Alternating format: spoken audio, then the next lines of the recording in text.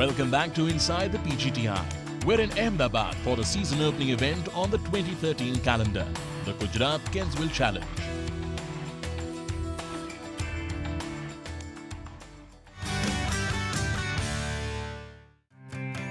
Augustin Domingo stormed into the first round lead as he set a new course record at the Kensville Golf and Country Club with a 6-under par 66.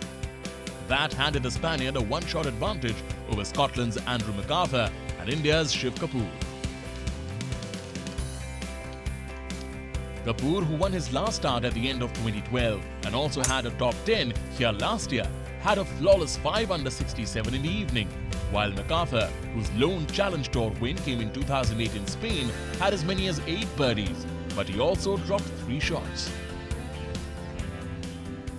I didn't start very well. I was par after 8 holes, but then made birdie on the 9th and made 5-under on the second on the back 9. So very happy. To be honest, I didn't hold a lot of putts today. I left a lot of shots out there, so it was, had the potential of being, 63 or 62. But can't complain. 67 is a good start, and top of the leaderboard. I would have taken it at the start of the day, so I'm happy. Frenchman Victor Rieu led the chasing pack at the tied 4th spot at 4-under, alongside Wallace Booth and Jacob Glenemo. Indians Amardeep Singh Malik, Om Prakash Chauhan and Vishal Singh carded 2-under 70 and were tied for 12th place. 2011 champion Gaganjeet Bhullar, Rashid Khan and Himmat Rai were at 1-under 71, each tied in 20th place. The draw card of the tournament, Rich Beem, did not have the perfect of starts to the week after an opening round of 73. The former major champion withdrew at the halfway stage of the 2013 PGA Q School, having finished 186th on the money list a year ago. He was now looking for new challenges. Coming to India and playing golf was very exciting for me. So when I got the opportunity to come over here and play this tournament, I accepted very graciously. I think that to become a better player all around, you've got to challenge yourself and play worldwide, and that's what I've done the last year and a half, and I've enjoyed it. Despite coming from a golfing background, taking up the sport as a serious career option was not something Beem had planned for. My dad was actually a professional golfer. He was actually a golf pro. He worked in the club pro shop as a golf pro. So I was always around the game as a kid, played in high school and things like that.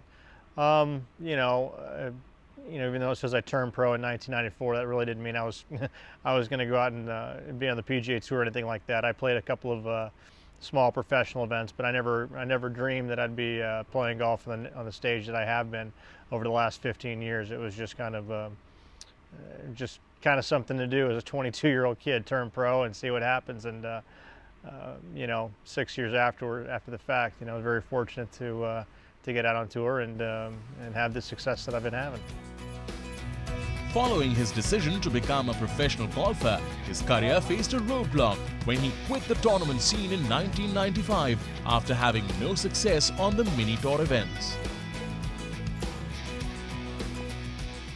I kind of think I've been through a couple stages in my life as far as golf is concerned. I think I just kind of fell into a stage where, I played a few pro events, and the scores that I was shooting wasn't anywhere near what the winners were shooting. And I've kind of figured, well, these guys are so good at this level, how am I ever going to get to the top level? But what you have to understand is that no matter who you are, if somebody wins a tournament, you could put the couple of top pros out there in that tournament, and they may not win that event. So you have to kind of take everything in stride that the person that wins that week is one of the best at that time. And so I just became disillusioned with the fact that I was going to have any sort of game to compete against these guys, and I kind of chose a different path and went to go work as a club professional, and really at that time I had no other interest besides doing that. Beem rejoined the tour in 1999, and the world turned around for the Texan when he became an overnight hero with his victory at the 2002 PGA Championship. I was actually playing extremely well that year. I had actually won 2 weeks prior to that, the international tournament in Castle Pines, Colorado.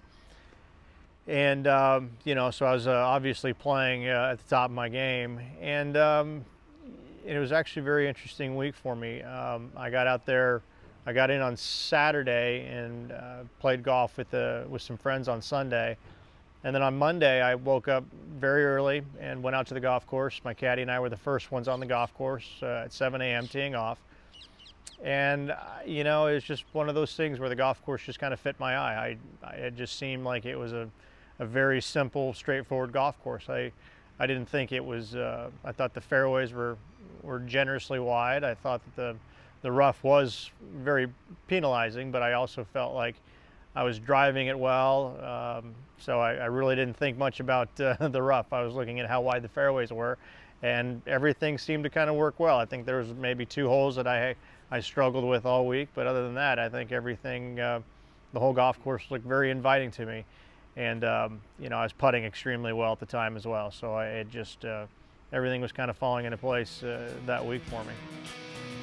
The unexpected success, though, cost Beam dear as his game went through another trough after the major victory.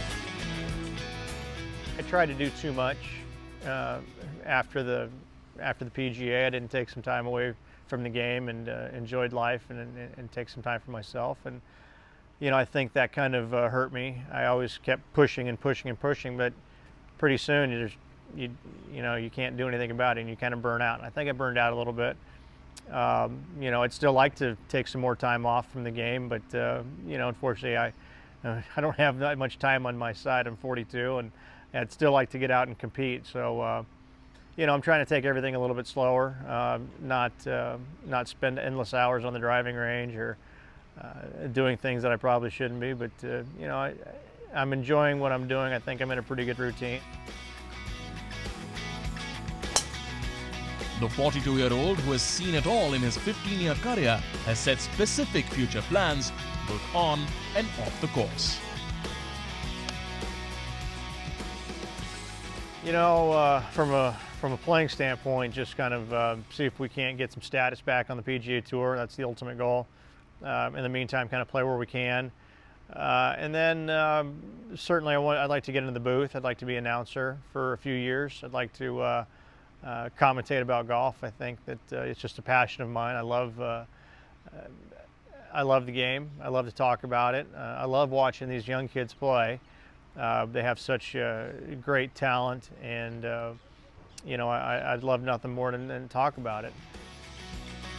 From a cell phone salesman to a golf royalty, Rich Bean's journey is nothing short of a Hollywood blockbuster in the making.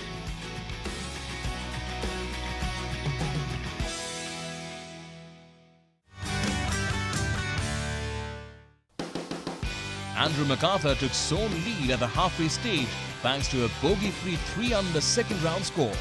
The 32-year-old Scotsman moved to 8 under 136 for 2 rounds, 2 shots clear of Shiv Kapoor, who carded a 71 on day 2. Played really well today. Lots of pars, no bogeys, 3 birdies, so can't complain. Had lots of chances, but didn't hold quite as many putts as yesterday, but played maybe better tee to green. First round leader Agustin Domingos signed for a 1/73 to finish the day in 3rd place on 5 under par alongside Tim Sluter and Wallace Booth. Victor Rue was at tied 6th alongside Italian Andrea Pavin at 4 under. United States' Daniel Im carded a 4 under on the second day to move up to 8th, accompanied by Indian duo of Gaganjeet Bhullar and Rahil Gangji with an overall of 3 under. As many as 19 Indians made the cut, which fell at 3 over. A certain Master Blaster comes visiting as the tournament approached its climax. All of that and much more after these short messages.